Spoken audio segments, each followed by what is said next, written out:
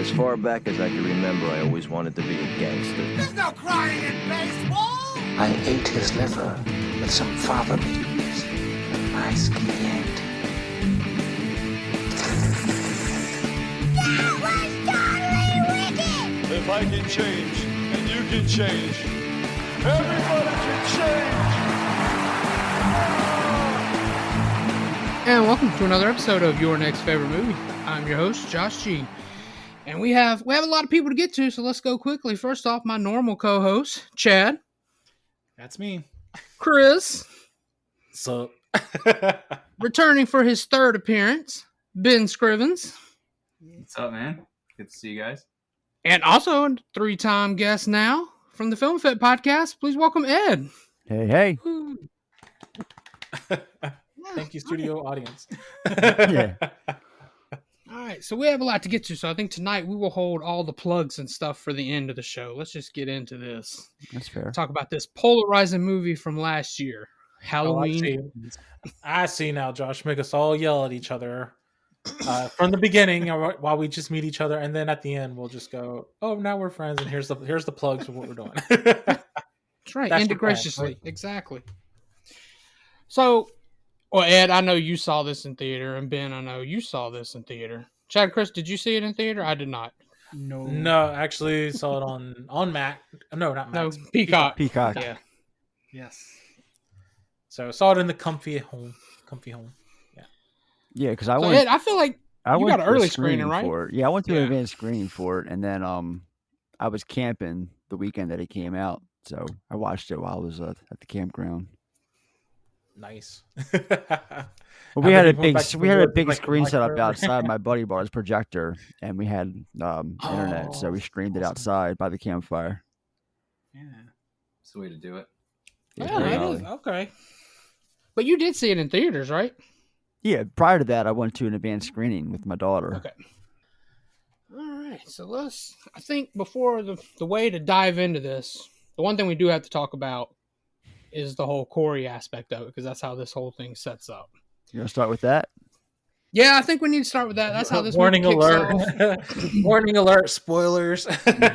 Yes, this will be a spoiler-filled episode. This is not a typical episode where I keep spoilers. We're just out. gonna dive right into it. All right. Oh no, right? Just Pull the hit Band-Aid off. the big button there. Well, Chris, how would you start it off? You have a different idea? I think we need to just jump into it. Well, I don't know.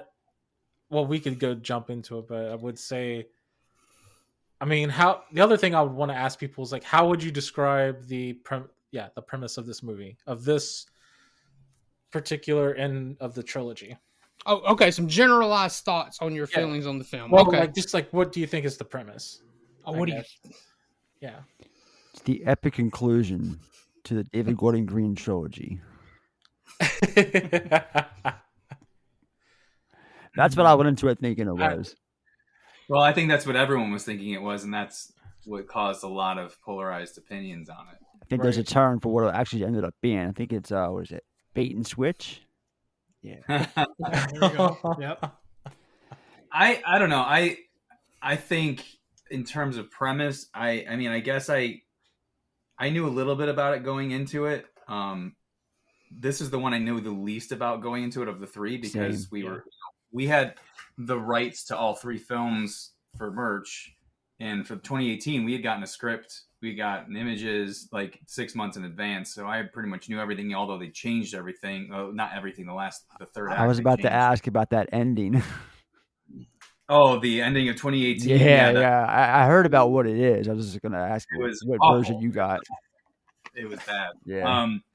That I did not like at all, and I'm glad they changed it. Halloween Kills, I mean, I was able to visit the set for that, and you know, I knew everything pretty much what was going on there, which was cool. We didn't get the script, but I knew the story. But Halloween Ends, I was like, I don't know what's it going to be. All I knew is that they were kind of like zooming out on the whole evil aspect of it and trying to make it more of a broad thing, which again we'll get into. But to me, I'm like, that's great, but you know, it's the epic conclusion of Ray and Michael.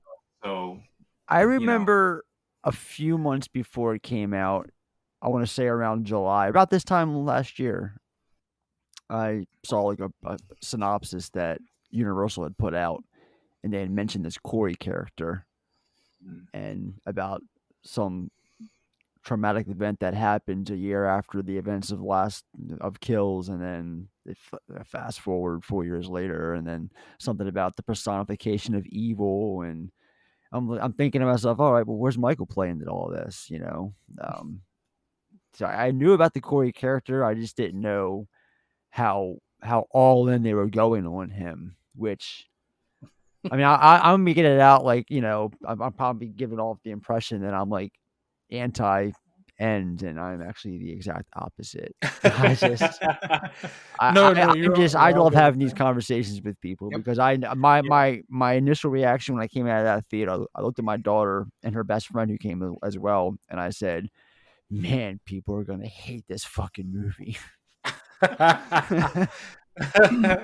And that was 3 days before it had come out to the public. So okay, yeah, that was what was in my original Letterboxd review. Was people are gonna hate this and be pissed off, and I'm all for it. So, and that's part of the reason I'm gonna say why I got some of you that I did. I know Ben is kind of like me in that I don't know Ben to shit on movies, even if he doesn't like them. So Ben's gonna look at it as the most positive as he can. For the most part, we'll see how it is on this one. I could be wrong. Gonna try his hardest. No, you're right though. I mean, just in general, I will say I don't like to shit on things just because I don't like to shit on anything because someone put some effort into it. Like, right. It would be different if I didn't think that the people behind this movie like cared. Like, it's one thing to not like it. It's one thing to not agree with their decisions, but it's another thing to be like, how could they do this? Whatever. It's like, but they were putting out what they thought was amazing. Right. And it's whether it was up to you to agree with it or not, but they weren't trying to put out crap. They weren't just trying to phone it in like that. And so if I thought someone was trying to like just phone in some crap, then I'd be like, yeah, that was awful. But clearly there was something behind it. It just did not necessarily jive with a lot of people. I think, right. So I can always see sort of the good side of things. But I mean, like I said, I have my thoughts on it too. So I think they overthink it a little. Over thought the process because, well, number one, this was laid out as a whole different movie originally because COVID changed everything. Because this was supposed to be filmed with kills, and that all went away once COVID hit. And there was that 2 or 3 year gap where they had like a lot of downtime to like rethink this. I think I'm curious as to how much changed in those, during the COVID process. Because I know this was something that was not what was pitched to Universal originally. Yeah, I think it was supposed to take place the same night. Either the same night or a year later. I couldn't remember, but it was definitely closer in time than the 3 or 4 year gap that they gave it, which obviously makes sense because of COVID, that type of thing. But you're right. It was, I believe, supposed to take place. I think it was the same night because I'm a fan of the Thing with Two Heads podcast, and they had a new episode this week, and Christopher Allen Nelson, who does the makeup effects for all the Halloween films, he's one of the 2 co-hosts of that show, him and Sean Clark. And they talked about Halloween at the end, and he said Kills. He kind of teased it because they're doing this whole thing with it. They started this past week with this newest episode where they're going into, he explained the original ending for 2018 and some things that changed. And then the next episode, they're going to talk about Kills and what changed there. And to kind of like entice the viewers to tune back into that episode, he hinted that he alluded to the flashback sequence was supposed to be a whole lot longer in Kills originally. I want to say like half the movie was supposed to be a flashback originally. Wow, I didn't know that. So yeah, I'm definitely interested to check that out and hear those stories then, because that'd be interesting. Yeah, whenever the next episode comes out. So, well, see, I'm also curious about that too in terms of what changed, if that's the case, because it is. I would say Ends is definitely a very different tone, which I think we can agree with. It's a very different tone compared to what was set with the first 2 movies, so it seems like it's a little bit different than the first 2 in some respect. It's hard to describe because you kind of wonder, like, is this really within almost the same universe, or is it kind of doing its own thing to some respect? So yeah, if it was happening all on the same night, I'm kind of curious what would have came out of that, you know. And to that point, and I don't know, again, not knowing how much change, like we just talked about, what changed with ends, but clearly it was on purpose how different it was going to be because of the opening credit title treatment they used, with it being Halloween 3. I mean, Halloween 1 for 2018, Halloween 2. And so when you see Halloween 3, that's not just a clear, oh, look, we're doing a little nod to part 3. I think it was a lot more subversive. We're like, we're going to mess some shit up. Yeah. And we're in for a completely different ride, this one. I mean, that's my take on it. I don't think that was accidental. I mean, obviously the title treatment wasn't accidental. I mean, in terms of it's implying a certain, like, hey, this is a little trigger to warning as to, like, you're going to get something different. That is my thought process on it. That's a really good observation, though, because, like, for me, I pretty much just kind of saw it's like, oh, Easter egg. But it does make a lot of sense in that, oh, okay, we're going to bring something that's going to make people something completely different, right? Yeah, it took place in a hospital, right? You know that, and again, it wasn't a remake of Part 2, but it took place in a hospital, right? Kills did in Part 2 is what I'm saying. In Ends, I just thought about it now, and I don't, again, have no idea what David Gordon Green's thought process is, so this is me stabbing in the dark. But if you think about it, this evil transference with the whole, and I don't know what was in the mask or whatever, but like him putting on the mask, becoming Michael. I mean, think about Halloween 3 being all about the masks and the kids wearing it. Exactly, yeah. I was hoping for that they were going to bring Silver Shamrock into the reasoning with the mask. Did you see that fan-made ending of Halloween Ends that someone did? No, I have not. No. Very end of Halloween Ends, it's them on the porch, and then you see mask. scenes just Right. And then you see the mask, and then someone zoomed in on it and had a silver shamrock. I'm like, that's actually kind of badass. If they had you don't even have to explain anything. All you got to do is end there. And I think the tone, or the people that hated that movie probably would have liked it probably 10% more because of that. You know, that's a good point. It begs the question: do you think this movie will get a reappraisal in 10 or 15 years, the way Halloween 3 has? I do. I think time's gonna be kind to it for most people. I think it needs the initial fire has to die down. It's gonna be like Halloween 3. Mm-hmm. I think, and the thing, it's new. So when something is shiny and new, people want to clasp onto it pretty tight. You know what I'm saying? And they're going to pick it apart. It's kind of like a new toy. You're going to find out, oh, where's the articulation and every little thing here? How can I pose it in some way? And you know, what kind of weapons does it have, or whatever the case may be. And I think that's the same thing with this movie, because I mean, the other thing is, like, before this, what the other polarizing movie would have been probably the Rob Zombie movies, right? Probably that's one of the most polarizing in the franchise. So it's like now taking the fire away from Rob Zombie and is now putting the fire on this one. Those, I think, seem more favorable these days. And quite frankly, I think people have favored his Halloween 2 in the 14, 15 years it's been released. And I don't want to digress too much. I hated it in the theaters. That was a movie I hated. But again, I appreciated it. But here's the thing. When I got it on DVD and watched the director's cut with Rob's commentary, I went, that's a guy that knew exactly what he was doing and did exactly what he wanted to do. And I appreciated it far more the second time. So I actually like it. But I think most people actually don't hate it nearly as much as they did 15 years ago. That's a good point too. I think there's a lot of reevaluation with it. Like, it's quite frankly, been cooling off too. Yeah. I meet people that actually like Resurrection, which is hilarious to me. So I want to meet them people. Right? There's a chance. I guess Josh, that's your goal next time. Find a Resurrection person. I don't even know if I can have that conversation. I think. I don't know. I guess to kind of bring it back, I think after Kills, a lot of those people who came away from that movie pissed off went into Ends ready to hate, watch, and tear it apart. Yeah. And they're the same people who are right now currently shitting on the Exorcist Believer trailer that's online. So they have a hatred. They're pissed off. They have a grudge over a movie that came out 3-4 years ago. Whenever Kills came out, they're still pissed off about that movie. It's a good point, because I think the thing is, who are socially, because of like with social media and stuff like that, I think more and more people are just it's easy to like hate, if you will. It's easy to be negative rather than it is to really try to enjoy them positive. So people are going to do the negative first before they really do anything of the positive. And unfortunately, the positive doesn't come until much later.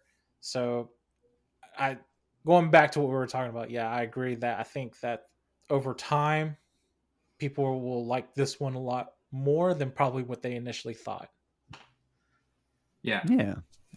I agree too. And whether you I love think- it or hate it, there's a lot of good stuff in this movie. There really is. Yeah. I mean, and again, even for me personally, going into it, not knowing a lot of what to expect, other than they kept telling us it's so much different, because we were trying to do our shirts before the movie came out, and I'm like, we need something to go by. And they're How? like, How do you do that? yeah, exactly. And we were given some. I mean, it was literally down to the They wire. weren't even but showing the mask. well, that's the thing. So we were trying to be like, what can we do? What's the moments we can pull? And they weren't like giving us a lot, which I'm like, come on, we need to know stuff. And we knew enough, but it was like, all right, we'll do this. But they were even like, hey, you can't use that image of Michael, or if you do, you have to, remove some of his fingers, because that's actually somebody. I'm like, oh, it's Corey. So anyway, Oh shit. but I think I don't know. I guess I lost my train of thought. But going into it, not knowing what to expect, I don't know. It was interesting and intriguing to me. But I will say, like, I wanted to see, as a fan, in my back of my mind, and the way the trailers were, it was a showdown between Michael and Laurie. And I understand why people felt it was, like you said, a bait and switch, because you were literally for 80 whatever minutes going down this other thing, and you're like, wait a minute, like, what is going on? Are they gonna fight? And then they do for 5 minutes, and you're like, oh. Again, I actually like the movie a lot, but I get why people are like, and I can pick it apart, and then I can also sit here and like praise it. So Right. I get why people are mad, but I can also defend it. yes, You know. exactly. Yeah. And for the people that just wanted the Michael versus Laurie showdown that you get in the last 5-10 minutes, how do they expect to sustain a movie for the whole length like that? Exactly. She's in her 60s, you know. Yep. They both are, actually, you know. How and long he's like we got them 2 fighting? times bigger than she is too, and so like Right. We got the not showdown like in the Mortal first film. Kombat. We can't. Yeah, we can't have a Mortal Kombat match the whole time. We just can't. Well, I don't know if someone's done this. I heard rumors, but I always felt like you have 3 complete movies that tonally are a little bit different. You've got some different people liked and hated all of them. If you were to take all those 3 movies and put them in a blender, or put them in like an Avid or Logic Pro, and start re-editing them together, It can be done. Right. I honestly think you could have introduced Corey early on and weaved it, and then it could have made more sense towards the end, and you could have had your payoff with the Corey and the Laurie, right? Rhyme unintentional, and because right now we didn't know Corey even existed. And you walk into the movie, and it's like, who is this person, and why are we dealing with him, and what are we? I just feel like it would have, you would have had to rewrite some parts, but I really feel like if you took all 3 of those movies and re-edited them somehow, it probably would have. You could make a more cohesive story. Right. Chad, jump in. I know this is what you want. The point you wanted to make. Well, no, I mean the thing is like, for me, like, I think the movies would have worked better if they had reversed the order that they had come out in. So, because to me, Laurie's psychological journey made sense if it was reversed. So I agree with that part. I do wonder how in the world she's so calm after only 4 years. Yeah, exactly. Versus she should have been calm after 40 years. Yeah. She calmed down a lot more in a shorter period of time after a lot more damage went done between 2018 and Kills than That's interesting. one. Yeah, that's always a weird one for me too, because she's all calm and collective, but Michael's still out there. It's like it's the exact opposite, when he was locked up. She was all like like a hermit, shooting mannequins and shit. Yeah. And now he's like still out there. He's been missing for 4 years. People have been missing, left and right. We see it in billboards and stuff throughout this last movie, and she's like baking apple pie, saying, celebrating Halloween. "Show evil your fucking tits," Yeah, that was a little weird. But it makes you wonder again, like the original pitch was that, even though we heard like what the original pitch was supposed to be like the same night, right? Yeah. But what made them make the shift to be like, oh well, this is probably the better evolution. This is probably the better story.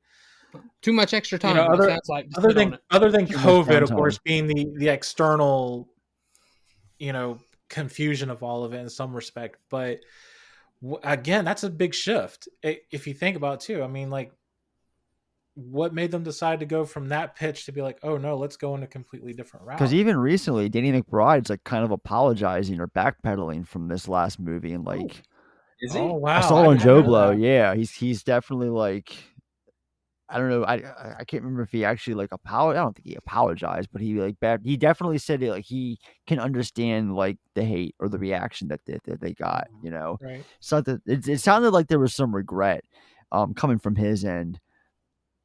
Yeah, I don't know. Because, you know, the thing is, like, I also don't think.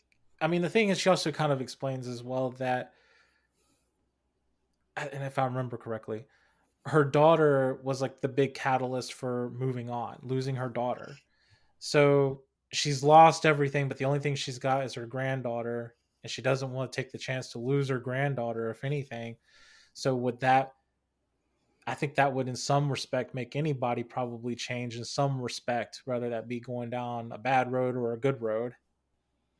But like, would that? I mean, do you think that kind of makes sense to some respect? Be like, well, I got to live for my daughter now, rather than because she was living away from me, and anything, and what I was doing previously was hurting her. It strained us. I lost out on so much time with her, and now I got to try to do better for my granddaughter to keep that relationship. I see where you're coming from. It makes sense to me. I mean, both perspectives, it makes sense to me. Right. Which, you know. But also, she waited 40 years, and she'd only seen him the one time, right? When she was 17, right? There's this anticipation, right? There's this what if, and you're building toward that by arming yourself and all this stuff. Then that event happens. Yeah. So that anticipated event actually happened. She faced it. Obviously, her daughter got killed. But I feel like once you finally, in a way, hit that sort of climactic event that you were anticipating for 40 years and it's over, I don't know that you could go right back to the same way you did before. Because Exactly. Yeah. You know, you lost all of that worry and anticipation. You still lost your daughter. Shit still went down. You got to make a change in your life, and she was able to do it. Even after and it fucked up the town. It fucked up the town on top of that too. Yeah, I don't know. That doesn't bother me as much, although I understand why it bothers other people. Because when you say it out loud, it's like 40 years and she's this, and 4 years she's this. Right? Like, no, that's completely understandable. I kind of am okay with it. Like maybe it didn't have to go so far the other way, but it showed you in the grocery store. I mean, she was still dealing with it. Yeah. It wasn't like it was all gone. I mean, it kept coming up. You know, there was and even the townspeople would remind her of it. So she sort of became that pariah to some extent. Mm-hmm. And I think after her daughter died, it gave her a chance to be a mom again to her granddaughter. Yeah. Yep. That's what I was going to say. Exactly. Yeah. Everything I just said, you can still defend it by that. Like her sticking around for her daughter or her granddaughter. Because like I said, I like this movie. I'm just bringing up the stuff that you know, we see that's there. It's interesting, though, because with our conversation so far, it's like, oh, well, this is, if you look at this criticism, but then it's like, look at this other aspect. We're finding ways where it's like, but even though this is going, both sides kind of equal up a little bit, I guess, you know, we're finding that, you know, some of the criticism, has a kernel of truth and makes a lot of sense, but then doesn't need to be that extreme as well, I guess. We're having a constructive conversation like adults have. Yes. You can do that on the internet. I didn't think you could. I didn't think that was sometimes it doesn't seem like you can. That is a fact. Not right? These days, oh my man. God. Well, and then the other thing too is just like this idea of Corey being infected by Michael's evil. To me, like, it didn't really accomplish anything in the movie because it again, like, he just ended up dying off. Michael ended up dying off, and it did nothing. So to me, again, I think it would make sense to have done them in reverse. This idea of spreading evil, this idea of scare, right?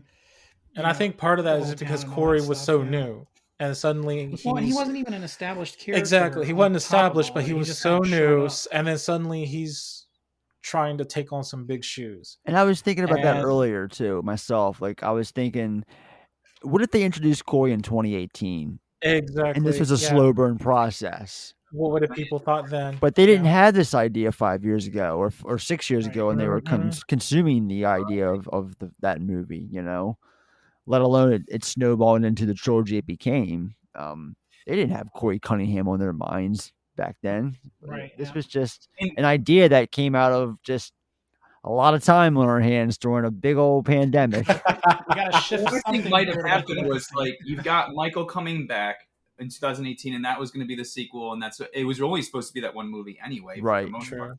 So you've got it to where this guy comes back, and since they're getting rid of Halloween 2 and everything after that, they weren't brother and sister, so there was no reason for these two to be together, and that's why they had that Dr. Sartine character just to try to get some glue there. But even the fact that Laurie shot him and he didn't turn around and come get her because he doesn't give a shit. He's Nope. just taking Exactly. It's not about her. So the point is, you start that seed there, and then in Kills, it becomes ever more clear that he's just out to kill. The only thing I kind of didn't like about Kills in that aspect was they made some sort of reason for him to go to his house, and I'm like, well, that's weird. That wasn't in the first one. But it was this killing machine that she has to stop. That has no, Right. they're not like related, so it's like she needs to stop him regardless. And then it broadens out to evil is all around us, and it just happened to be personified within Michael, and then it can be right. Well, it's almost like taking this focal point and moving outward, Right. and it's everywhere, and it can be in everybody, and that whole thing. And that's how, that's a good observation there too, because that's how it's kind of like a little virus, I guess you could say. Like you got her obsession is like patient zero, if you will, but then her obsession takes over the town, which goes into part 2, and then that just spreads even further. And then now it goes into part 3, where it's like, well, It turns into happening. They're all killing themselves. Evil can fester anywhere, and Michael Myers can be anybody. I think that's the exactly. idea. It's the shape. It's not. We've personified him as Michael Myers because he's the person, the boy that was Michael Myers. That's literally his name. But Michael Myers is the shape, and the shape can be anybody. Yes. So literally, but we've attached it to this one person with this one mask. But what they're trying to, I think, say is that it can be anybody and anything. And fans are conflicted with that. Like, no, but that's Michael Myers. We want Michael Myers like Corey Cunningham, even though it in theory should be the same thing. But then it's people just in some respect putting him on Michael, rather, that pedestal of the same thing of like Jason, where it's like, well, Jason can live forever kind of deal. And it's like, but Michael he's ultimately human, even though he's been through everything, in the movie. But each this franchise doesn't have a continued one storyline. Because you're an adventure. Dang, yeah. So anyone can choose their own path, really. So, but well, don't forget, Jason Goes to Hell. It was multiple Jasons, and people hated that because it wasn't. Yeah, it was the idea of Jason was this like snake thing, right? Like, not to throw out a cheap plug, but I'm actually talking to the director of that movie, Adam Marcus, in a couple weeks on my podcast. Awesome. The 30th anniversary is coming up, and I've been talking to him. Yeah, here, isn't it? That's right. Yeah, 30. It turns 30 next. So did I. It's my first Jason movie in the theater. Mine so was did Chad. They would chat. Yep. Mine was part 7, right behind you. I was gonna say, it. man, that poster. I was like, I love you for it because that's my favorite one. You can't see because there's a glare. It's actually signed by Laura Park Lincoln. I can see, man. Yeah, I can see. It's great. So it's my favorite sequel. Mine too. Yes.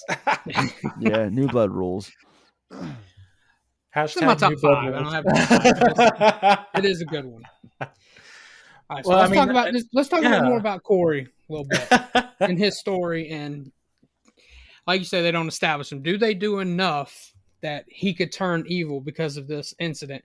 And let's talk about the fact that it was obviously purposeful intent that they made him a babysitter in this situation. Going back to Laurie being a babysitter. And it was on Halloween night. Well, yeah, of course it's going to be on Halloween night. It'd be weird to put Halloween in this like in July. Like we're doing it now. Well, never know because I mean, you can use a babysitter almost any time of the day. You never That's know. true. If it would have been called the Babysitter Murders, yeah, I mean, you could have stuck with that. who knows? Maybe they could have Yeah. done an Easter egg and be like, "Oh, babysitter on St. Patrick's Day." Hashtag to Shamroy. Just saying. But when they changed the name, they set themselves in stone for Halloween. So Babysitter Murders is no more. Yep. But I mean, Corey, yeah, that's a good question. With Corey, I mean, was it too late or did they fit him in the right time? I would say Chad would say too late, but No, I mean, Right, even it's though not it felt a little rushed. That's only because it's a single movie. I mean, it's close to 2 hours long. It's not like it's a Yeah. short, film. Like it's not H2O length. Let's put it that way. Sorry, Josh. number one. But I felt because I thought about that watching it today. I watched it earlier before this, and I thought they gave him an approach. I mean, he's in the movie like a lot. He's in the film like Right. so damn much. He could have received top billing along with Jamie Lee Curtis. Yeah, it's concentrated the first hour and a half almost. It's like, And I had never seen the guy before. This is my first time. Apparently, he's on this show on Netflix or something. Peaky Blinders. No, isn't it not Peaky Blinders? He's on something. He's on whatever. Yeah, They got the yeah, actor who yeah, plays yeah. him, but I'd never seen him before. But he's like the main character of this movie because he's in so much of it because they spend Sure, yeah. a fair amount of time on him and building that They character. 2 movies out of this. If you think about it, it could have been Yeah, Ends Part 1, yeah. Part 2. Started Corey, did the thing, and then tried something in Ends Part 2. Whatever. But You could have had 'Cause that was the evil transfer back into Michael for like the end or something. people for part transferred two. tonight. Yeah, something. Oh, that'd be a weird sequel once it's called Ends, but yeah. Well, Ends Part 1, Ends Part 2. But what There you about go. since we're talking about Coy, what about all the comparisons that people have to Archie Cunningham from Christine? Oh, I mean, interesting.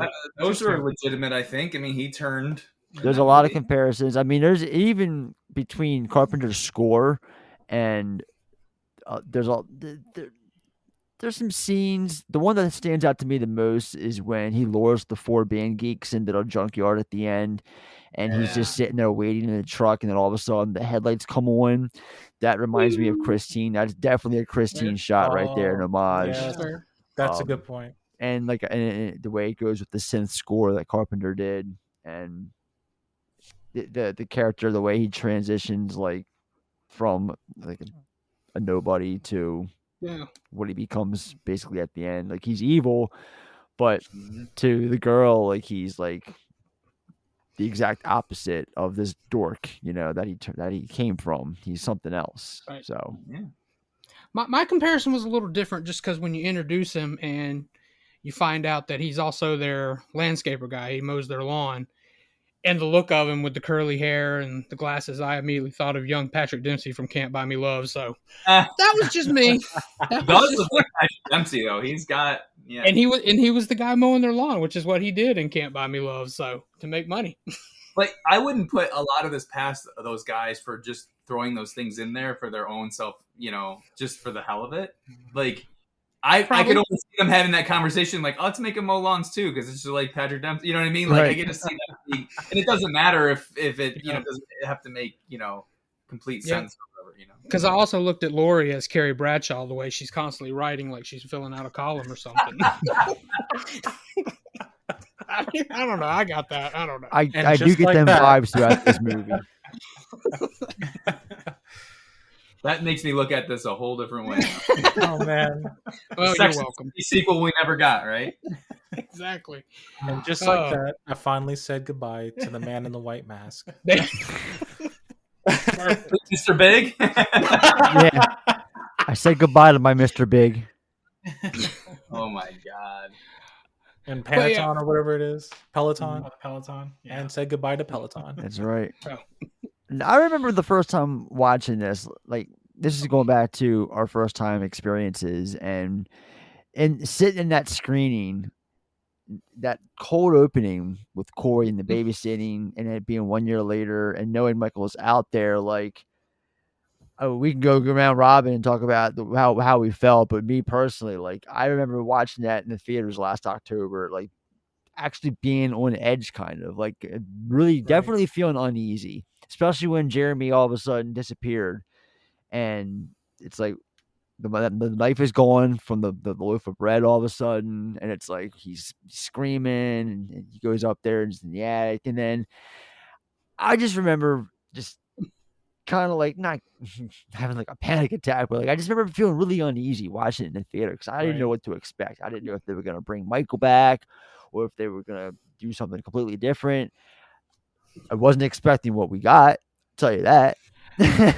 I'm curious, especially with you guys being in the theater. What was the reaction like to that scene when Jeremy meets his fate? I thought it was brutal. Yeah. The audience I was in was cool. Like they were really, respectful, and there was a lot of audience participation, but they weren't like heckling or nothing like that. Like no booing. It was like seeing one of the two last Avengers films in a packed audience. It was a good time. Right. So that's awesome. That's good. That's all. Oh yeah. There were audible gasps from what I remember. There was the audible gasp when he fell, and they showed the impact and everything, and I remember that being a big holy shit moment. Yeah, so that's how I was. I was like, me too. Yeah. So, and then of course they pan up to Corey, and you see Corey from below. Do you think they do enough to show that the evil is there in this shot? Because I mean, they're trying to convey it at least somewhat. I don't think it is. I don't know. You don't think so? No, I never got that feeling. I don't get that at all. Okay. No, I mean, just see it as a setup to what eventually what happens after the credits. I do love that hard cut to the credits though. It's great. It didn't really turn evil until he got to Michael. I mean, It's not until It's not until they made eye contact in the sewer. True, that's when he officially turns evil. I give you that. I mean, I know he had his anger issues, but I don't think it was like evil. Like it was coming out of him at that point. I think it was that transference of whatever. A lot of things dogpile on top of one another. Yeah. The other thing too is like I sort of took with this movie in some respect that evil can be birthed in many ways, and you have essentially one that's kind of, I mean, honestly, Michael's dying. He's old. He's phasing out. He's reaching that end, and obviously he's weaker in this movie. Mm-hmm. But just basically saying that even though one goes away, it doesn't mean that another one isn't around the corner. So, and it can be made in many ways, in different ways. It doesn't have to be. You don't have to be like 8 years old or something and murder your sister to do it, right, and be psychotic. You can, with him, it took a lot of exterior forces to get him to that point, and I think he saw Michael as someone who was also a pariah, if you will, and who was now a pillar of strength. And that gave him the strength to be like, I'm not gonna be run over anymore by people. People are going to respect me, and I'm going to do it on my own terms. And fuck people now. It's fuck like 'em. one of the last lines of the movie. It's evil doesn't die, changes shape. I think that line goes a long way. Thank you. I think it's actually a brilliant line. And I think it shapes. They call him the shape too. Yeah. So, I mean, exactly. Full double entendre, if you will. Yeah, exactly. It and shit like that. I love, and it really kind of puts a bow on everything you just said about all that. So. Absolutely, that was perfect. The other thing too is like also what Ben had mentioned earlier was just that, and the other thing I think some people are not used to is the fact that these movies are a set of movies where Laurie and Michael are not brother and sister. They do not have a tie to one another.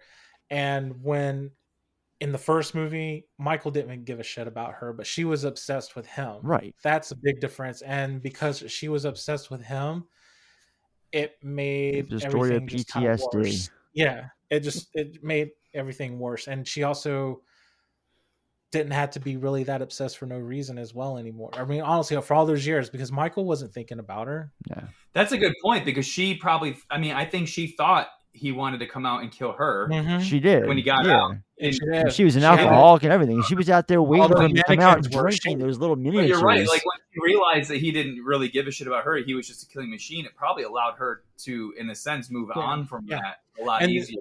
The Good funny point. thing is, I kind of compared this to, and this is going to sound a little funny, but kind of like King Kong versus Godzilla.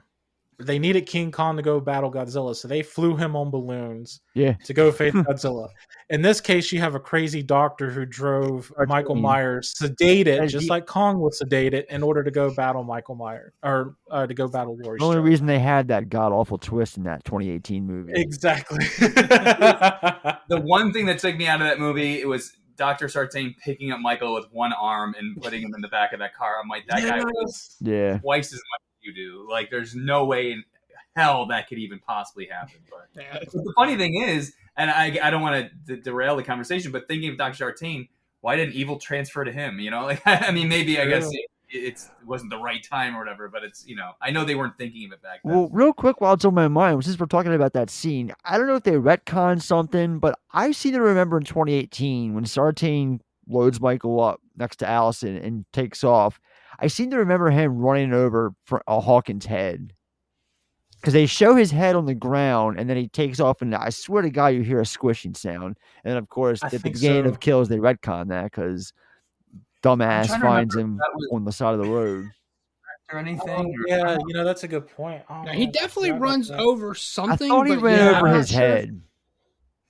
I think Yeah. when I watched it in the theaters, that's what I thought too. Mhm. But Because I was like, oh, he might survive being stabbed in the neck, and then I heard a squish sound. I remember going, nope, never mind. And then he's back. and then he kills Okay. you like, yep. You know what? LL Cool J survived H2O, and he clearly got he got hit shot in by the stuff. head. Oh, but it just grazed me, baby. That's right.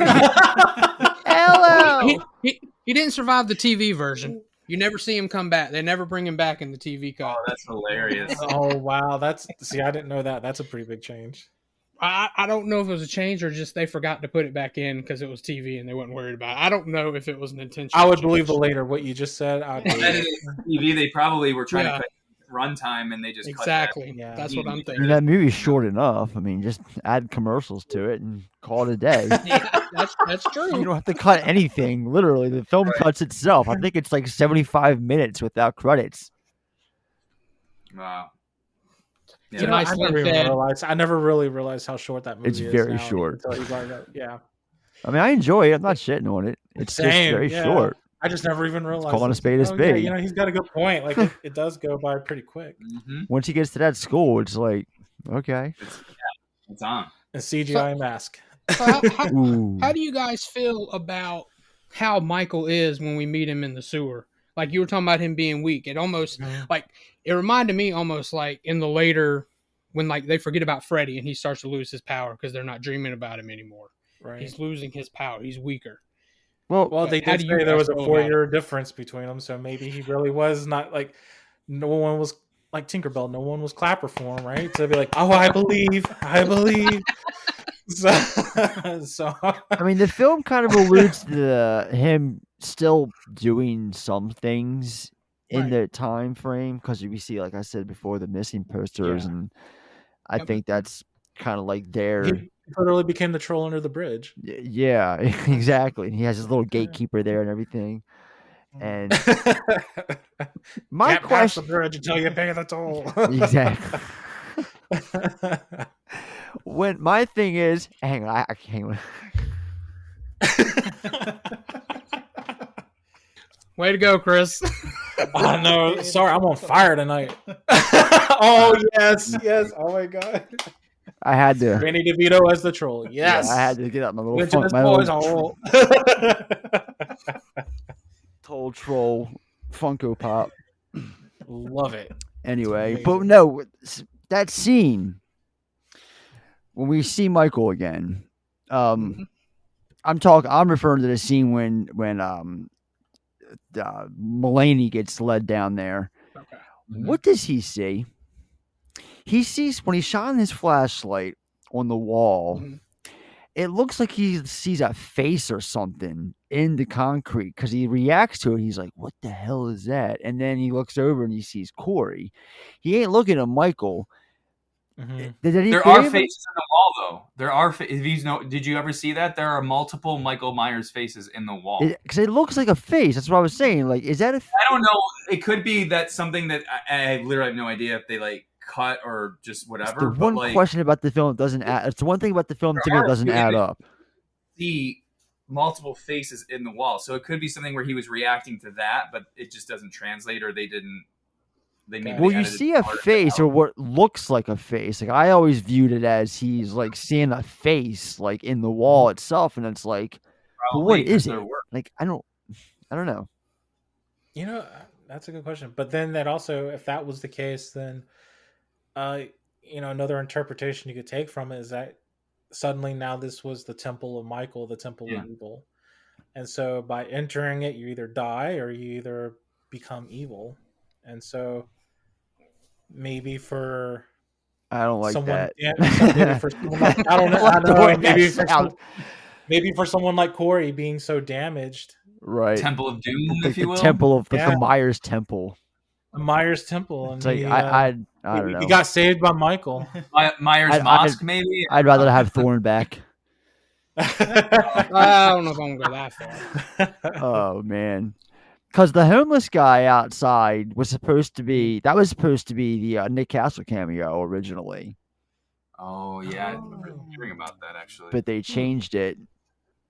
I can't remember what the reason was. There's a reason. I forgot what it was. The David Gordon Green was the one who changed it at the last minute because that's why originally that's what he was like.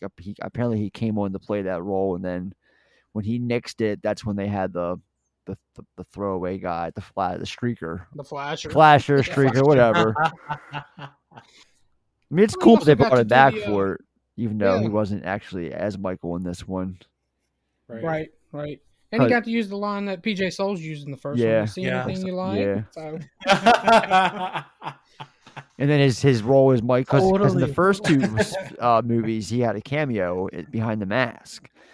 Right. And the first one is when she shoots him in the from downstairs or in the window. That's Nick Castle, and then in Kills, his scenes actually are in the extended version. They got cut in the theatrical. It's when when he's in the bathroom with that couple, the interracial couple that are flying the drone. You see footage from the drone in the extended version that's on the Blu-ray 4K disc. And when it goes in, you see a point of view from the actual drone itself. And when you see that version of Michael, that's Nick Castle in the bathroom. Oh, okay. Actually, that's pretty clever. That's cool. Yeah. So they should have kept that. But to my knowledge, he didn't film a cameo with the mask in the third one, though. Yeah, I mean, it's like where do you do it? He's only in the film for so many times. You don't even see him for 40 minutes. Actually, he did cameo as Corey. That's funny. So I mean, like with Corey, then in that case, I mean, and then Michael, like, do we feel like Michael? I guess. I mean, I felt like he was weaker, in terms of his strength. He is. That's the idea that he's older because he's human. They say it a lot in this movie too. Like you're just human. You're just a man in a Halloween mask. Really, he got beat the crap out of, and Corey. Anyway, so like Corey single-handedly beat him down. Stole his mask. Like I get it. Again, it's one of those things you can defend, and another thing you can kind of criticize. It's like in Kills, he like literally kills half the town, and in this one. Like he gets his ass handed to him by this twerp, the way they make Corey to be. Right, but like, I get it. He's I can weaker, defend that though. At least I can defend it a little bit too. But the part, like, but the other thing is, I feel like in Kills, Michael got beat the crap out of as well. Pretty good. Like he got a lot of injury from that. So I will give credit in that. Yeah. What feels realistic is that. Yeah, he is at a little bit of a disadvantage now because he actually got damaged. Whereas in like previous movies, it's kind of, he got burned, but he hasn't suffered anything from those burns. It's like not even a nerve damage, But he spent 40 years in a prison where he didn't get to kill anybody. And that's true too. Why isn't he weak as hell coming out of that? Yeah. He should have died in the bus. He must have been pumping iron in there. I say he's just working out all day. That's all. So he must have been doing something to keep up with the strength in prison, I guess. Or they've been feeding him good. It's not that I can't defend it either, and it's not that I don't accept it. It's just sometimes it's a little bit hard to be like, oh, all right, how do you justify the 40 years in incarceration and you coming out and starting to kill and being great all night until you kill almost because it's on one night, right? Halloween, 2018 kills. Yeah, he got the crap kicked out of him at the end of Kills, but he killed a lot of people and was quite strong in those two movies. Yeah. And now it's 4 years later, and he's like, "No, I can't," because he hasn't killed. there's like little stragglers here and there. They don't count. He didn't kill for 40 years. Like what? How do you? It's hard to explain that. I know. I know. It is because on the one hand you're saying you got to remember he's just human, but then you're saying, well, he hasn't killed, so he's weaker. He needs to kill to be stronger. So those you could. Got to pick one of the side. Those two don't go together. Yeah, it's hard to reconcile certain things. And again, I'm not trying to I can believe it too. I'm fine with it. I don't care. It's just a little bit when you're like, yeah, it doesn't kind of make sense. I think, as you mentioned it, they didn't have all of these movies planned out. I think David Gordon Green had a basic idea of what would happen if they did a sequel and it did a trilogy. But they had to actually write the movie after 2018 did so well. So they had to do something. They actually now had to make a story. And then again, they had an idea for ends, and then that got screwed up with COVID. So then they had to go write something. So it would be nice if they had 3 movies they wrote that could have ended with 2018, but they had a 2 and a 3 that they would have, if these got greenlit, we could go into it. Right. So 2 and 3 got greenlit together. Yes. I mean, so it's 2 weeks after 18 came out, they finally greenlit it.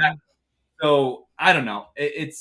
That's the only thing I think would have benefited from if they had gone into it all right, we got 3 movies, but if we can only make this one, it'll be fine. And if it does well, we've got these 2 done already in terms of story, arc, complete arc.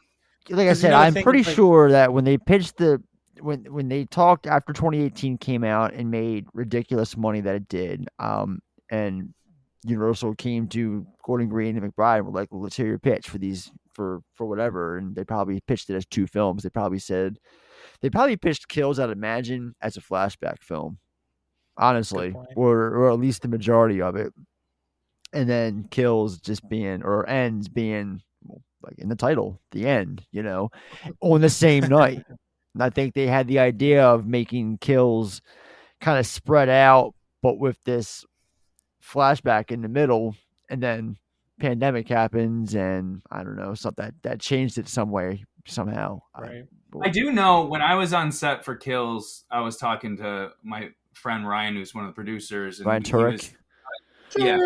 And so, you guys know him. So we were hanging out talking about what he's like, do you want to know everything that happens in Kills? Because I hadn't read the script. I'm like, yeah, tell me everything. And so he told me the whole story. And then I said, well, what about ends? And he goes, we really don't know what that's going to be yet, but it's going to be more of a David Gordon Green type of film. It's going to go and be different. And that's what this is. He didn't really know. It is. But he said it's going to be much more of a David Gordon Green thing as opposed to him, not that the first 2 weren't, but he's going in his own, he's kind of taking it from here and going his own direction. And again, I don't even know if, I don't know how much of that was even talked about. It seemed like it was so much in its infancy stages of they still haven't written a script, they're still kind of putting together. And this was October 2019, so 5 months later, boom, we're lockdown. So I don't know. I it'd be interesting to know how much was even conceived at that point as a storyline. Because it just sounds like to me Corey was something that came out maybe the last minute or something, I don't know. I don't want to say last minute, but it just sounded like his character, his story was something that wasn't planned, at least for Halloween Kills. At least to me, it didn't sound like that. Yeah, I didn't get the feeling that it was, but then again, I don't know. I mean, it sounded like there was just a basic idea of what ends would be, but not any real way any path of how to get there. It was just sort of it's going to be broadly about how evil is this, as opposed to have somebody to put on the mask, you know what I mean? And again, I maybe that was part of that conversation. I just know that when it was presented to me or told to me, it was just had this basic idea. I'm like, oh, okay, Yeah. But I would have never have expected it to be the way it was until we got closer. I'm like, oh, they're really changing it up. But again, Yeah. Because I mean, you could see he was that at least with the director, he was going for some, like he was trying to obviously say, I think, a lot of different things here. Like I said, and I think one of the big ones just that the shape literally can change. It can be, it doesn't have to be just Michael Myers. It can be anybody else or anything But it's else. hard when you paint yourself in a corner when you have a Laurie Strode, especially when it's Jamie Lee Curtis, and you have this like force that has to be in you couldn't take that movie and that story and propel it past Laurie without giving her just due. Like, Yeah, it'd be different if it had end with Laurie and then they started the next one with Corey Cunningham and moved on without Laurie there. As long as Laurie's going to be in this picture, the whole movie she's got a gravitational pull to her, and that storyline has to be reconciled. And until they do that, the introduction of all these other things, it's gonna feel weird and out of place. Yeah, and I think that's what it did for a lot of people who hated on it, is because they're just not. It was just something really different in terms of, I think, the story, the messaging, and what it was trying to accomplish. Because it's not like any of the other Halloween movies, and how I think there was a lot more of an emotional entanglement, a lot more drama, if you will, in this movie. So what people will probably say is elevated horror. So there's a little bit of like that, taking that into account, and then but still trying to keep a little bit of the spirit of what was, Halloween before. So I don't know, maybe it was tough for some people to find a balance with it. So for some people, it's either you're going to be strictly blood, guts, and gore slasher, or you're going to be someone who likes to think a little bit with your horror movies. And for some people, they just don't want to do that. They just want to be maybe one way. Not really. I think in general, you have a lot of great ingredients. I think every ingredient itself is pretty awesome. Like, I think the Corey idea is awesome. I think having, obviously, Jamie Lee Beck is Laurie and all that. I think all the ingredients are there. I think the way it was all put together could have been maybe a little bit different, to make it more of a cohesive thing. But again, I can defend all three movies all day. But I do think in general, if you would have just tweaked it a little bit here and there, I think it's like people would have been way more accepting of all of what he's presenting, because it was presented to you in a different way, in a easier way. That's just, I don't know, because I don't think any parts of those movies are horrible. I think the acting's great, the writing's good. I mean, yeah, there's certain things that I'm like, oh, that was a little cheesy, but whatever. Like a horror movie. Yeah. Exactly. I mean, that's I mean, peanut butter on my penis was a little. I'm like, I mean, yeah.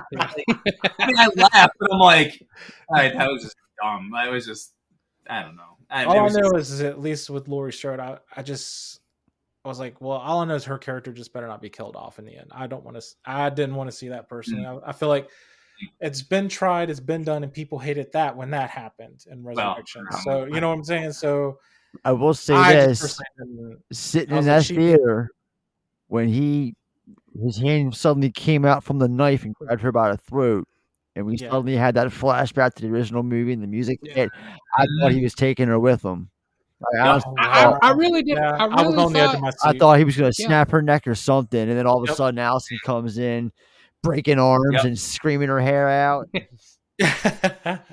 No, I'm with you. I thought it was going to end with both of them going. That is how I thought. And Allison would be the final girl, and then you would think, oh, Allison will take the place of Laurie in the whatever, Or better yet, after they had that, impromptu parade to the junkyard at the end, and right before she pushes him in, all of a sudden he drops up and picks her up and throws her in the grinder. All of a sudden, something like that. That grinder scene I thought was perfect, because it really did show you as a fan, at least to me, it was closure. Was absolute closure. Look at his body being completely ripped up. You cannot justify what you've put in these three movies as the how you've sculpted the universe and how things work, whatever, and then come back in another film and go, oh, by the way, he they struck his grave, and it brought him back together. David Gordon Green did exactly what we all said as kids. How would you kill Jason or Freddy or Michael Myers?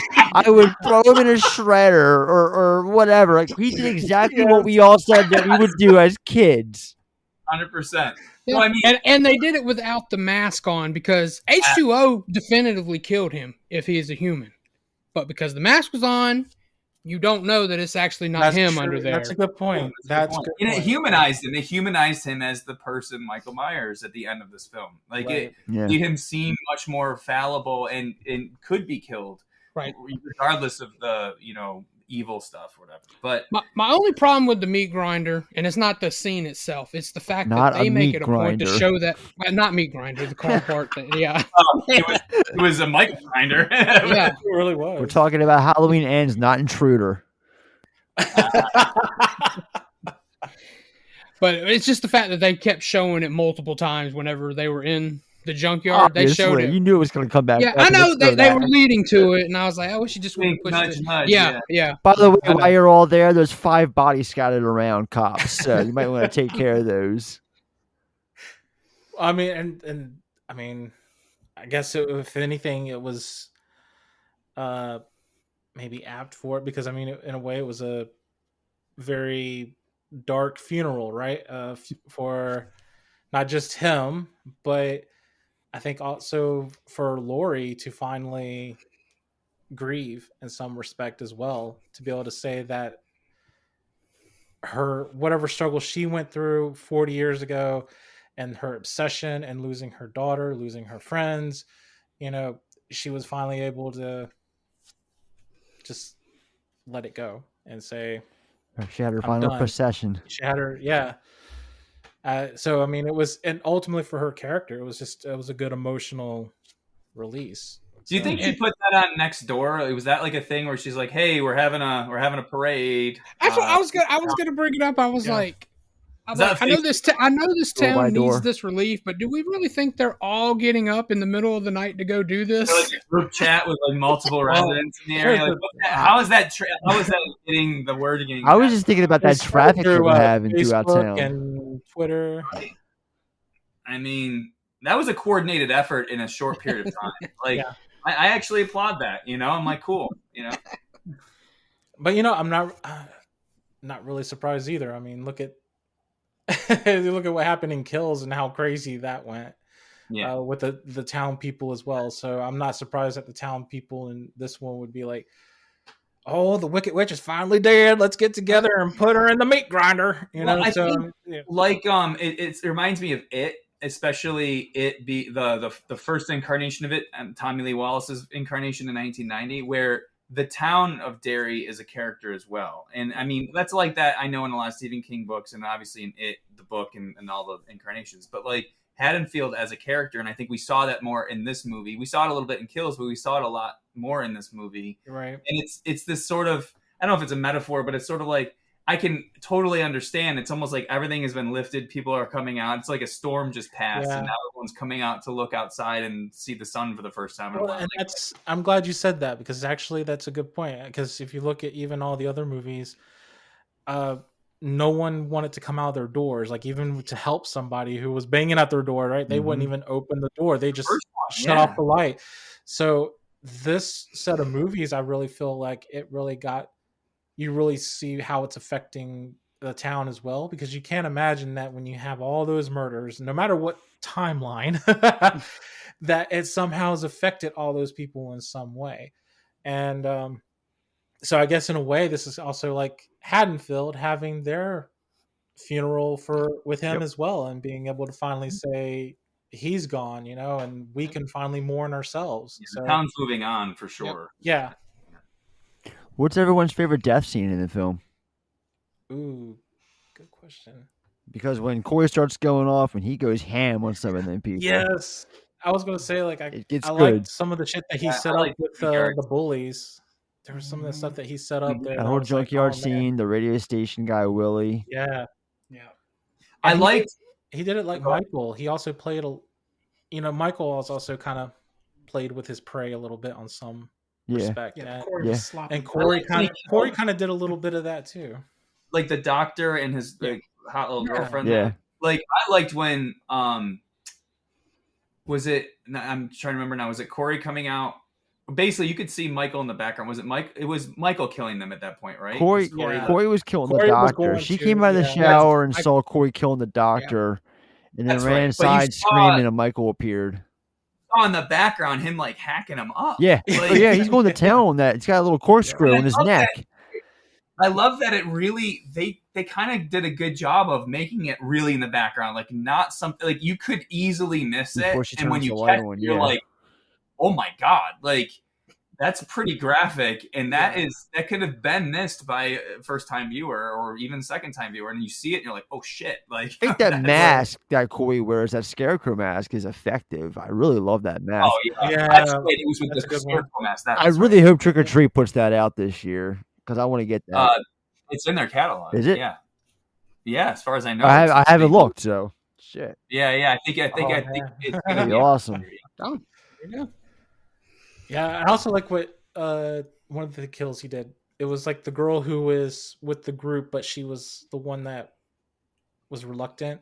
And so, like, you remember she got hit with the fence by and then the he car, squashes her head. and then he goes, yeah. I was like, damn. She's that was like, so- You're yeah. dead too, to the one guy. yeah. And then and right, then, of right course, before he smashes her head, she goes, "Oh shit!" Yeah. Darcy's kill in the DJ, which was cut, for Yeah, like, Darcy's I would like to kill. have seen more. Yeah. About a year ago, she was on the Halloweenies podcast, and she talked about how she had this whole elaborate rig and everything. They filmed this really gruesome death scene and everything, and then it got cut. It's not even on the DVD. It's just it's nowhere to be found. I thought you could see that. I mean, to be fair, that whole scene though, I love the tongue on the. Yeah, that the, seems great already, but like it just sucks to see her in the background. Yeah, that's right. Because like she was talking about, like you actually saw like what happened. He does a number Right. on her. But Well, it's like Corey's cut. mom. That kills on the DVD, right? I That think. kill is that alternate kill is on there. Yeah. We had gotten images of that, and I was like, "Whose death? Who the hell is And this woman? Who is this? You see feathers everywhere, and there was like feathers. That's right, stuck in feathers. the mask, and I was like, "What the hell am I looking at? What the hell? Did he kill a duck? Like, what is going on?" It was a poultry geist also coming into this movie. Oh God. That's great. That actually was a cool scene. It's unfortunate that was cut because I remember seeing when it came out on Blu-ray or whatever, and I was like, "Damn, that was pretty well done." Yeah, it was. That is a good scene. All right, Oh. so it's Well, called that's- Ends. Do we really think it's the end? For this, yes. I mean, feel- that's what we're taking it as, right? This is Jamie Lee Curtis's end, but do Yeah. we Oh, think yeah. we'll see Michael get Oh, I'm sure reincarnated we here? will, but not in this Absolutely. story. I think not in this storyline. No, No, Like it'll not- be a different this is timeline. closed. We're done with this No, saga. here's my thought though. This Michael, like we can look at all the different Michaels from part 1 to part 2, which I kind of linked together, even though it's same mask to 2 different people. But like, there's the part 4 look, right? There's the part 5 look. There's part 6. This look, James Jude Courtney. Is Oh, by the way, I don't know if you can see it.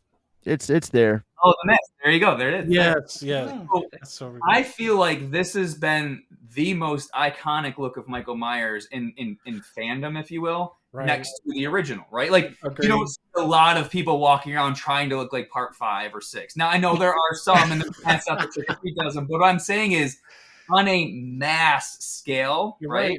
you have this look. So my point from a sort of marketing standpoint, why would they want to kill that look? They'd have to start from scratch. And they got some. So I don't know if it'll be the same. I can see it being in the same universe, just not being in the same story. Like Laurie's gone, Allison's gone. Forget any of Hawkins, all the people that we've ever seen or heard about in Right. these movies, but continue that character of the Shape, not Michael Myers, and carry that on. Oh, that's what you're saying. Yeah. But I know that could F everything up too. I mean, who knows what they're going to do? I'm sure they're going to have to bring back Michael Myers to a degree. But like, how do you start over? Because you just, Yeah. you killed off something that really was popular. And regardless of who thinks of what are the films, that look, that Yeah. mask Yeah. is what people wear on Halloween. It's that or something closer to the original. So how do you kill When that? you It's killed like off taking- that version of that character, there's still different. I mean, they could do a third Rob Zombie version of they could carry that one on. They could carry on the Jamie Lloyd saga. I mean, they could still. Well, I mean, I know just- Daniel Harris would be chomping at the bit to reprise that role once again. So Yeah, a direct sequel to Part 4. Like, get rid of Part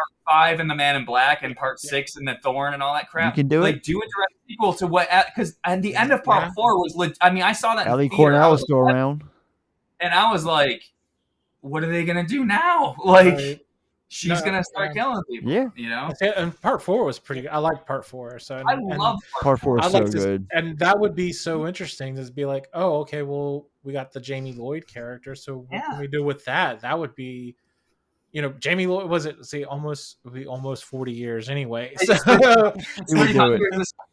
35 years this year. Okay, yeah. I mean, there we go. That's right. It writes itself. So, I've seen a poster going around with Danielle Harris. There's claiming she's being in a fan film, but I don't know if she's actually being in or if it's just a fan. I saw that poster. I thought that was just a fan poster. I thought it was I think it is too, but because I listen to her podcast every week with Scout. That whatever Talk it's called. It's Talk Scary to Me. Yeah, they don't. At least she hasn't talked about it. So. Right. I mean, that would be logical too, because you're taking from what we know of something and then you're just expanding them on it. I could, but that would make a segue just for fans. But I don't know. They can always do it for if they were able to do it for TV as well. Like I kind of feel like you can do anything with the Halloween universe in some respect. You have a show called Haddonfield. And like they really could take. Yeah, they could take Young Loomis along there. Be like, dude, Season of the Witch. Yeah, they can do that still. Like, why are we not doing season of the You can make films. You can make movies that go to theatrical releases. You can make films that go straight to DVD, Blu-ray. You can make television series, like all these different continuations of some of these different sagas that people are going to watch it. So you can do that in the interim, right? Like you could, because things got to die down, right? So you could go off on a tangent for the next 5 to 10 years and do some fun things. Yeah. And then come back with a Michael Myers story that could be Michael Myers, and whether it's, I don't know if it would be a remake at that point, but you could do something, Yeah. I don't know. Possibilities are in the way endless. I mean, you can do a lot of things, but for now, just give it a break. Let them have a break. Let the series, rest off for like 5-6 years. Exactly. This can't be like freaking Marvel, where it's like now we've got 30 other films planned in the next few years. And I'm a Marvel fanboy, so I'm not poo-pooing it, but it's like we need a break, people. Like I'm overstimulated. Fatigue is a real thing. Be like Laurie Strode finally reunites with Jamie Lloyd. Yeah. Or the movie that was in between, exactly. Mom, you never died. 2.5. And then see Jamie Lee Curtis back, like, well, I really felt like this was the time to, really put these two characters together. Hear her explain that one. That'd be great. It's a remake of 2018. It's just going to be in. It's this whole meta thing, right? It'd be like 20 years, 40 years. So we'll see what happens in 60 years. 100 later. Oh, Chad, you got any thoughts? You haven't said anything in a while. No, I'm only just reminded of what Scott Hall said at his Hall of Fame speech, which was, "Bad times don't last, but bad guys do." So, that's a good one. That's a good one. Perfect. Don't mess with the bad guy. Exactly. All right. Anybody got anything else they want to talk about before we get out of here? I don't know. I think we covered a lot. Yeah. I think it seems like it's universally liked among us, though. And I knew that. I figured you would probably. I knew Chris was, and I knew Ed was. And like, I listen to a lot of podcasts, and almost all of them is people shitting on it. Yeah. And I was like, I want to do the opposite. So, I mean, Ed, even you on yours, you were the only one that was pretty much positive towards it. Oh no, I'm used to defending it. I mean, a couple things just browsing on my notes that we didn't really touch on that I just wanted to bring up, just to bring it up. The soundtrack, the best of the three. It is. It's Carpenter, Davies, and Carpenter, Cody. It's so good. It's my favorite of the three as well, and I like the soundtrack as well. You got Dead Kennedy's Halloween on there. That Boy Harsher song is really good that they play with the two of them driving out at night. It's a great soundtrack and score. So And just the fact that I also made a note that Corey unwraps his hand bandage way too much in this movie. He just randomly unwraps his hand bandage, and they make an effort that just focused on it for like a couple seconds. I'm like, why? What, you're gonna put it back on? So, other than that, It is one of those things, right? Like it's like I'm struggling with it. I want it off, but I want it on. Yeah, all it's all we're exactly. missing is his hand actually glowing with the evil. Right. Yeah. I'm gonna see Yeah, if it's after- healing up. I mean, I think ultimately, to me, I think it was a good film. I think we did a good job of also criticizing some of the points that people have brought up as well. I can understand that. But I think I agree with what we said in the beginning, and that I think over time it'll be more like than what it is right now. It's just got to have that cooling off period. And people are just, like I said, they're going to clam onto something when it's new, and all they want to do is pick it apart first before they finally be like, oh, you know what, this isn't so bad after all. It's too easy of a movie to shit on because of the fact that they went so far in one direction. And I don't, again, I'm obviously saying this because I like the film a lot. I'm just saying it's so easy for just fans to crap on it because it's not 95 or minutes of Laurie and Michael fighting. Yep. Sure. Even if it I was, would hate people would that have- movie personally. I think people Me that too. say they would like it would hate it. I'm just saying, like in general, and again, quite frankly, the trailers didn't do much to help that, but I get why Right. they had to do the trailers the Yeah. way they did. But it is an easy movie just to look negatively upon, and that's the sad thing because there's so many great things about it, and hopefully over time people kind of look at it and go, you know what, it's not a bad movie, it just might have been bad timing or bad, mix, Yeah, and for some people, they just need multiple viewings. Yeah. So for some people, they probably haven't seen it literally since that Yep. night that it dropped. So then suddenly it's like, oh, watch it a second time. Well, wait a minute, I didn't catch that. It's actually pretty Right. cool. So That's a good point because a lot of the reviews I saw that were hateful ended with "I'll probably never watch this again." So And you do get rewarded for rewatching it. Like I was rewatching it, like I think it was my third or fourth rewatch of this movie. I noticed finally that you actually see Michael walking out of the sewer after Corey gets dropped down, before he gets pulled away after to throw Corey off the bridge. You actually see Michael as he's walking towards Corey on the ground, like in like on the side of the screen and stuff like that. Like things I would never notice after one Right. viewing. Yeah. So see, that's pretty cool. So I mean, like, yeah, it's cool stuff like that. You know? I just don't think it's as bad as some of the people want to take it as, because I mean, come on, Resurrection was. Resurrection had that. Like, I thought- Resurrection like, had I that saw scene the- with Busta Rhymes telling him off. I just don't understand when some people say like this is the worst one in the franchise. I'm like, Really, really, Gary? worst Really? one in the franchise? Sure, have Jan. you seen them Sure, all? Jan. That's a movie that I think, I don't want to say that Rosenthal phoned it in, but I think that's a movie that's like, we're going to try to cash in on, we're going to get Busta Rhymes' entire bank. Yes.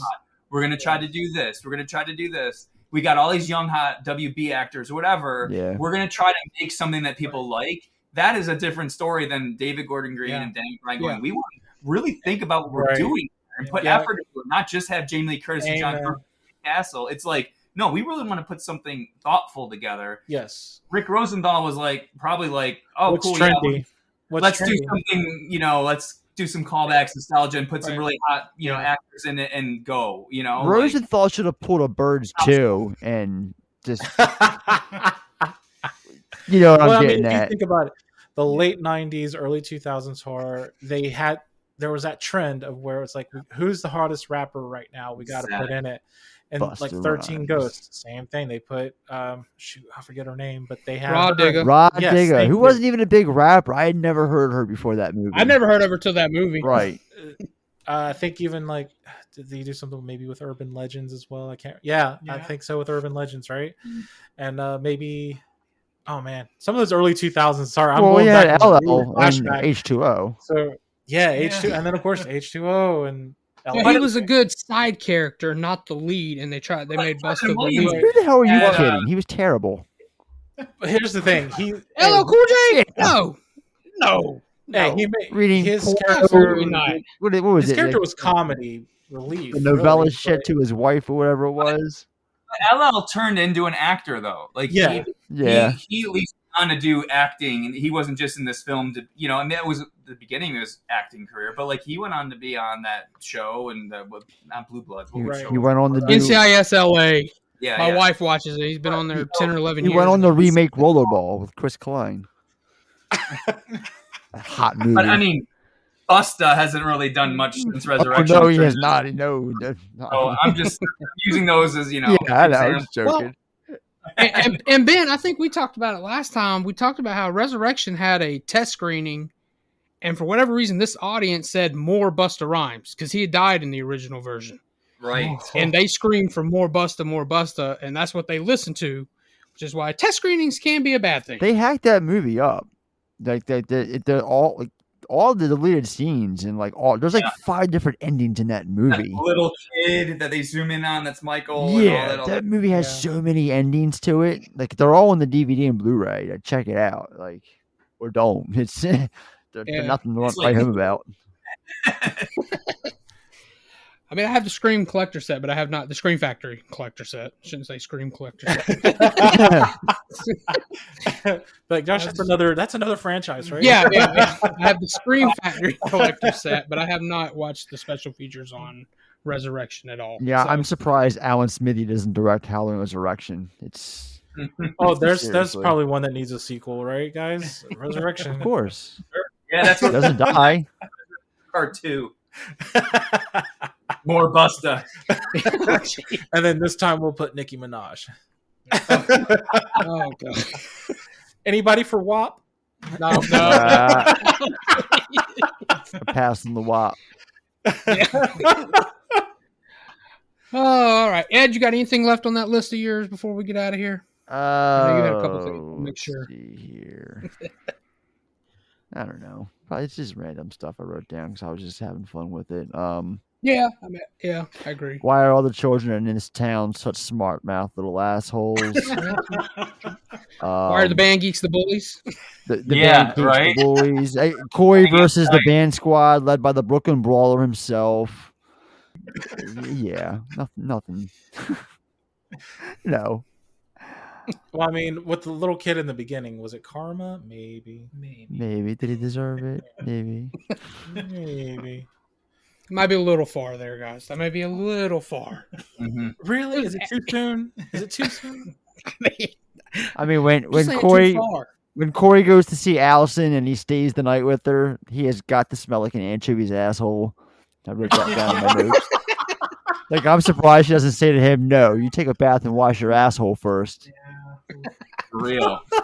Yeah, Hanging out in the that's fair. sewers and shit, Yeah. killing people.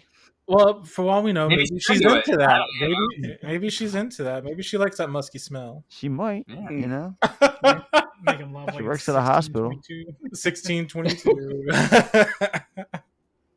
Well, Josh, Oh. what's your conclusion on it? You love it? You hate Yeah. it? I do. Are I you think it's sure? different Sure? enough. I think I in your also- eyes I see evil. Thank you. Thanks for noticing. That's what I was going for, Chris. Yes. So yeah, I love it. I know I love it, so I don't have to worry about it. That's why I wanted to do this with people who loved it. Get a positive outlook on Halloween Ends out there in the world. Yeah, I love Oh, talking So about many it. negative ones. So speaking to Chad here, who's the one that would shit on it. Oh, wow. Yeah, so I stayed quiet. After this discussion, do you feel like maybe Feel like you can do reappraise you it, feel like Chad? do you feel like you could reappraise the movie? No. I was gonna say probably not because he watched it last night and sent me. Yeah, Halloween Ends is still a shit movie. Wow. Tell us how you really feel. Tell us how you really feel. I mean, some tweaks. It could have been better. That's just me. This doesn't work for me, bro. It just it doesn't work for me. Well, this is a man who's put Resurrection at number 1 on his list. I'm just I was about to say. Chris. Oh, I'm trying not to get my knees broke here. all right, guys, let's wrap this one up. Ben, go first. Go ahead. Tell everybody about Fright Rags and all the good stuff. Woohoo! Well, we specialize in horror-themed apparel and accessories. You can find us at fright-rags.com. Follow us on social. It's at Fright Rags, all one word, everywhere. Instagram, Facebook, Twitter, Threads. TikTok, everywhere. Ed, go ahead. My podcast is the Film Effect Podcast. Each week we take a different movie from all genres, unless it's October, of course, and we're all things horror then, and just go through it from top to bottom. Just give it a, we're a deep dive podcast. Come for the deep dive, stay for the good vibes. There you go. That's my new motto. There you go. That's Damn. right. Check it out, the Film Effect Podcast, at Film Effect Pod on Twitter, the Film Effect Podcast everywhere else. New episodes every Tuesday or whenever I feel like it. And yeah, I've been that way lately. I mean, I just dropped our Darkman episode yesterday at like 11 o'clock at night, so it's out though. Hey, at least Check it it out. dropped. It's out. That's true. Darkman, it's out there. Check it out. You might have heard of it. Chad, tell everybody where you're not. I am nowhere to be found. Maybe except on Letterboxd. Screen name is Green Screen Grin. There we go. And then you can find me, Chris, on Twitter at CBC Monkey and on Instagram at xtopher of Oz, and on Xbox you can find me through Chad and Josh because I'm friends with them. On Xbox? Xbox, yes, Xbox. Letterbox. My bad, man. Messed Play up. those multiplayer Xbox, games on damn. there. Yes. Have people make fun of you. Have teenagers make fun of you that way. All the social media. Too much social media stuff. As always, you can follow the show at YNF Movie Pod. Most active on Twitter. I have some other social media that I don't use, so I wouldn't worry about that. Why bring it up? But yeah, I know that's why. Yeah, because sometimes they go to the link I have on my main page, and if they go there, they'll see other ones, and I don't use those. So I should remove them, but I've been too lazy to do that, Ed. So there you go. All Just right. thinking out loud. That's all. Thanks for that. And next detailed week- answer. Yeah, next week we are kicking off what officially is Best Month Ever, as I do a collaboration with the podcast host of the Best Film Ever podcast. And Ethan will be kicking off the show, and we'll be talking about why Taika Waititi's Boy should be your next favorite movie. Until then, you guys take care, and I'll talk to you next time.